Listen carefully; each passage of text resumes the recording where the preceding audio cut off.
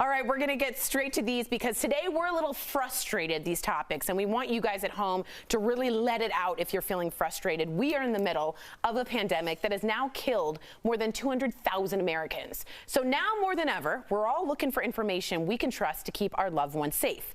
What is going on, though, with the CDC? On Friday, they posted about the threat of the virus spreading through the air. Then yesterday, they took it down, saying it had been posted in error. Meantime, the president said this yesterday in Ohio about the disease. Take a look. It affects elderly people with heart problems and other problems. If they have other problems, that's what it really affects. That's it. You know, in some states, thousands of people, nobody young, below the age of 18, like nobody. They have a strong immune system. Who knows? You take your hat off to the young because they have a hell of an immune system. But of course, that's not entirely true. It's not just old people with heart conditions. This 28-year-old OBGYN resident in Houston died over the weekend. She had been sick with the virus for months before it finally took her life. Jeff, this is so up your alley. How do you know who to trust about the coronavirus? Because our country's getting it wrong, and it's very confusing. Yeah, and like you said at the top of the show, Tori, it's frustrating. I'm frustrated for two reasons. One, we started the show with you showing a cross stitch. I have 2 kids to feed. We're not going to go on much longer with that type of programming. Hey!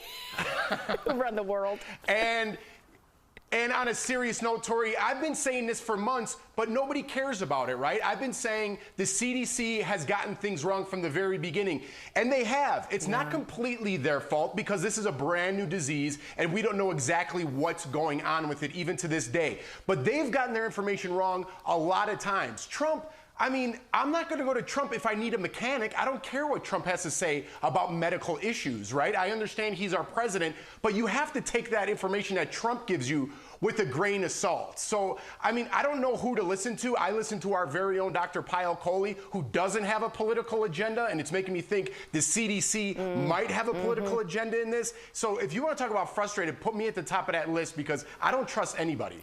Jeff, I totally hear you. At the same time, I also think that the CDC is supposed to be apolitical, like Dr. Kohli, and I agree with you. I think they're bending to political pressure, and when that happens, who the heck can we trust? Cockroaches? Al, talk to me. Well, you know, Jeff, you're talking about the CDC and the difficult job that they had getting the facts out to the American public because they don't know. And as somebody that's done scientific research, although on a much smaller scale, it's slow and you don't know and you have to repeat and redo experiments. While you're doing that, and what the CDC was up against, Jeff and Tori, is that facts are coming out of everywhere. They're coming from the president. They're coming from Joe Rogan's podcast. They're coming from left-wing sites. They're coming from right-wing sites. They're coming from doctors in other countries. And so I feel like they had this strange pressure to get something out there because no authoritative voice was speaking. And this is what happens when everybody thinks that they have the facts. It's that nobody has the facts. But, nobody had the facts on vaccines. I know, but the CDC should have the facts. And if they don't, but not for a new virus. Don't say